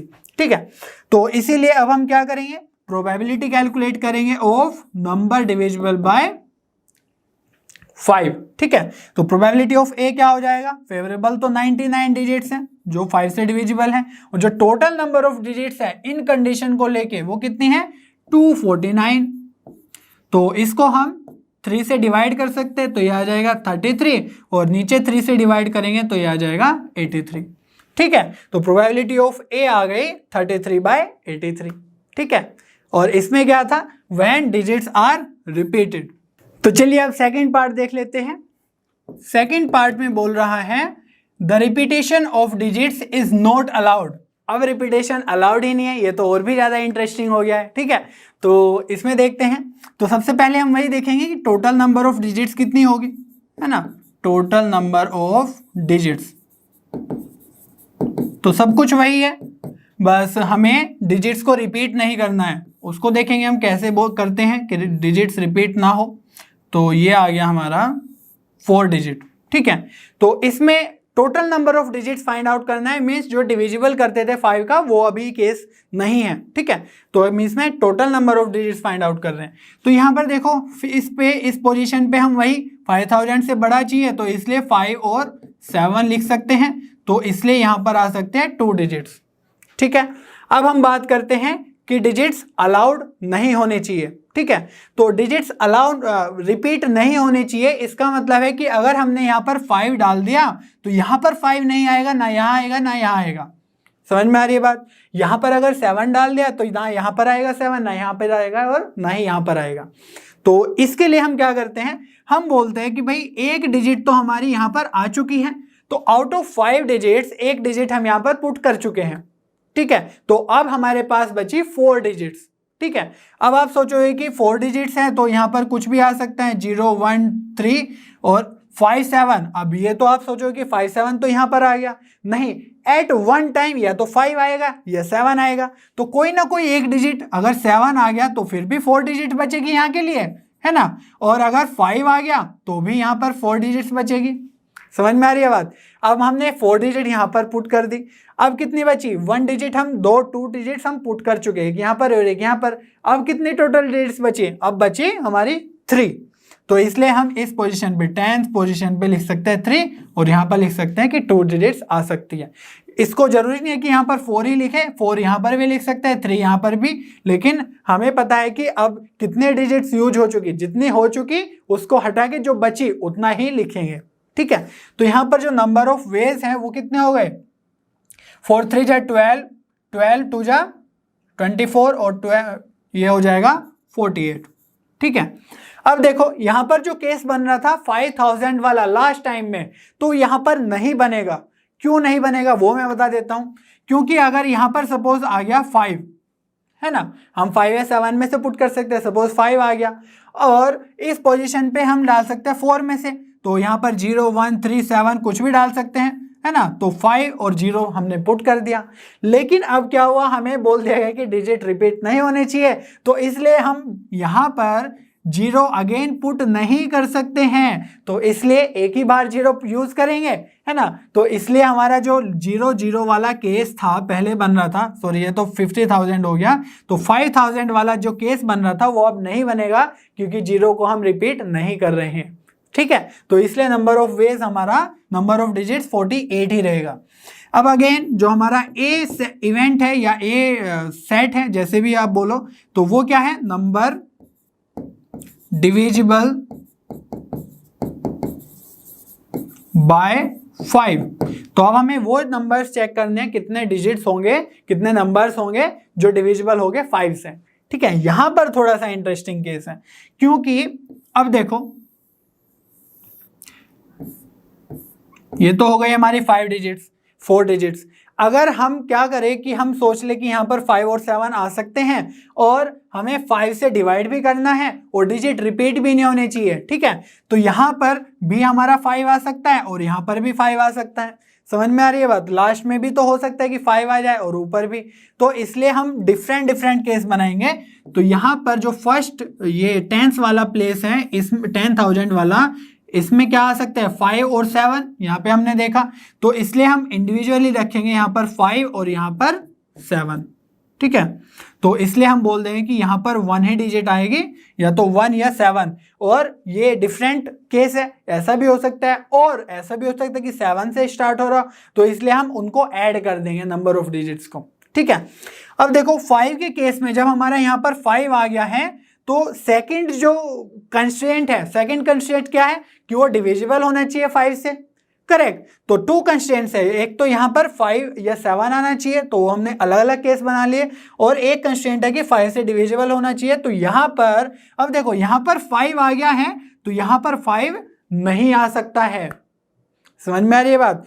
लास्ट केस में हमने क्या देखा था कि डिविजिबल होने के लिए 5 से 0 या 5 ही आना चाहिए, तो यहाँ पर हमने 2 डिजिट्स डाल दी थी कि या तो 0 आ जाए या 5 आ जाए, लेकिन हमारा 5 पहले ही हमने यहाँ पर पुट कर दिया स्पेशली, है ना, 5 या 7 में से एक यहाँ पर पुट कर दिया है, तो इसलिए हम बोलेंगे कि यहाँ पर सिर्फ 0 ही आ सकता है, ठीक है।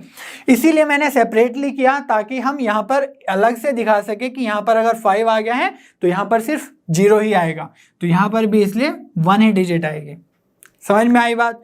अब देखो 1 यहाँ पर मतलब 5 यहाँ पर आ गया, 0 यहाँ पर आ गया, तो कौन से नंबर्स बचे? 1, 3 और 7। तो 3 नंबर्स में से यहाँ से कोई भी आ सकता है, और फिर जब जोन सा भी नंबर यहाँ पर यूज हो गया उसको हम अगेन यूज नहीं करेंगे, तो 3 के बाद हमारे 2 नंबर्स ही बचे, तो यहाँ पर आ सकते हैं 2 नंबर्स, 2 डिजिट्स, ठीक है। तो ये तो हो गया हमारा जब हमारा 5 से स्टार्ट हो रहा है, लेकिन अगर 7 से स्टार्ट हो रहा है तो इसमें केस थोड़ा डिफरेंट है, क्योंकि यहाँ पर 7 है और सेकंड कंस्ट्रेंट हमारा यूनिट्स प्लेस का है, तो यूनिट्स प्लेस पे 5 से डिविजन होने के लिए हम 0 भी डाल सकते हैं और 5 भी डाल सकते हैं, क्योंकि इस केस में यहाँ पर 5 नहीं आया है, ठीक है।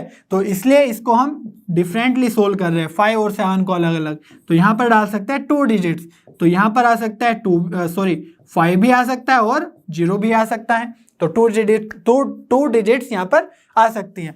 अब देखो यहाँ पर 2 आ गया, यहाँ पर 1 आ, यहाँ पर 7 आ गया, और यहाँ पर 5 और 0 में से कोई एक डिजिट, तो 2 डिजिट्स हम यूज कर चुके हैं। तो अब कितने डिजिट्स बची?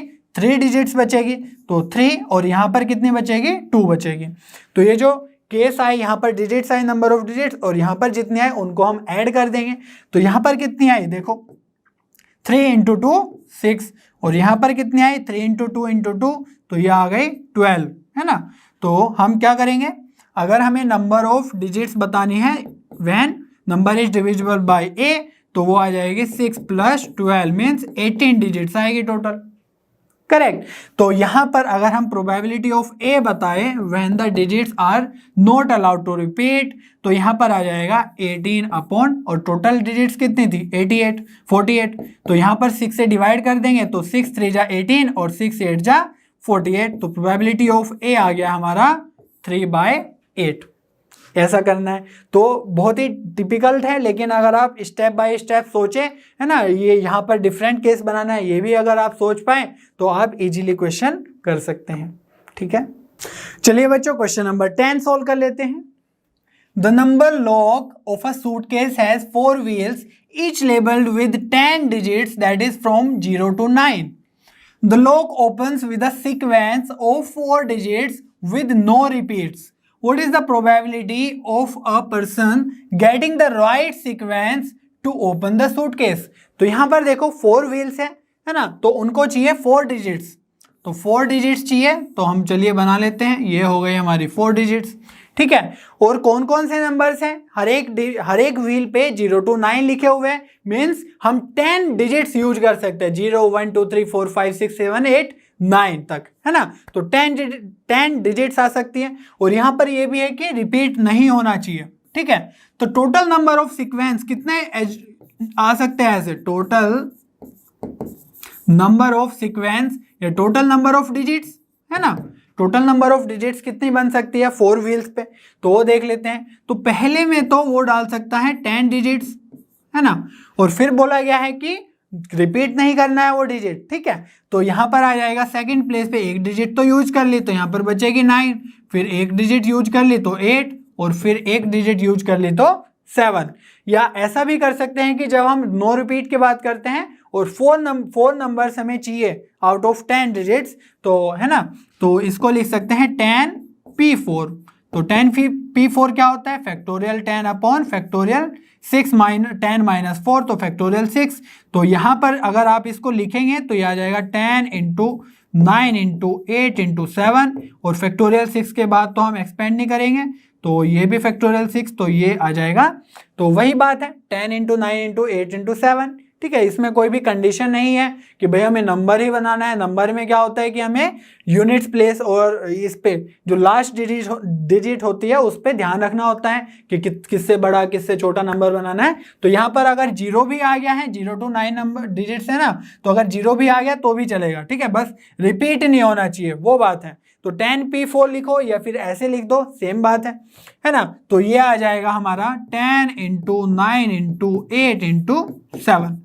तो चलिए इसको थोड़ा सोल्व कर लेते हैं। तो 10 इंटू 9 हो जाएगा 90, इंटू 8 इंटू 7 हो जाएगा 56, ठीक है। अब 9 से मल्टीप्लाई कर दो, 0 तो वैसे ही आ जाएगा, 9 6 जा 54, 5 9 5 जा 45, तो ये आ गया 50, तो 5040। अब बात करते हैं, ये तो थी टोटल नंबर ऑफ सीक्वेंस या टोटल नंबर ऑफ डिजिट्स, ठीक है, जो कर सकता है, जो मैन है, जो खोलने वाला है पर्सन, वो यूज कर सकता है। लेकिन करेक्ट सीक्वेंस की अगर हम बात करें, फेवरेबल, लोग को खोलना है तो फेवरेबल तो एक ही होगा, जो करेक्ट सीक्वेंस उसमें डाला गया है उसी से ही खुलेगा वो बैग, है ना। तो इसीलिए हम बोल देंगे कि जो करेक्ट सीक्वेंस है या करेक्ट डिजिट्स है या करेक्ट नंबर है वो क्या है, कितने हैं, वो है 1, है ना। तो इसीलिए हम लिखेंगे अगर probability of opening the suitcase, तो वो आएगा 1 अपॉन 5040। समझ में आई बात, क्योंकि करेक्ट सीक्वेंस तो एक ही है और टोटल नंबर ऑफ सीक्वेंस कितने हो सकते हैं 5440। तो भूल जाओ क्योंकि 1 सीक्वेंस आउट ऑफ 5040 बहुत ही कम प्रोबेबिलिटी है, तो मुझे नहीं लगता कि ऐसे खोल पाएंगे। तो करेक्ट सीक्वेंस ही अगर याद है तभी खोल पाएंगे, लेकिन फिर भी चांस है, चलो ट्राई कर लेंगे, ठीक है। और इसी के साथ हमारी मिसलेनियस एक्सरसाइज कंप्लीट हो चुकी है। मुझे उम्मीद है आपको सभी क्वेश्चन बहुत अच्छे से और क्लियरली समझ में आए होंगे, ठीक है। और इसी के साथ हमारा क्लास 11 का last chapter which is probability complete हो चुका है। मुझे उम्मीद है आपको बहुत सारा मजा आया होगा इस चैप्टर को करने में, और इसी तरह आप पढ़ते रहिए और लर्नो हब पे बने रहिए, क्योंकि लर्नो हब पे सभी कंटेंट फ्री है पर बेस्ट है।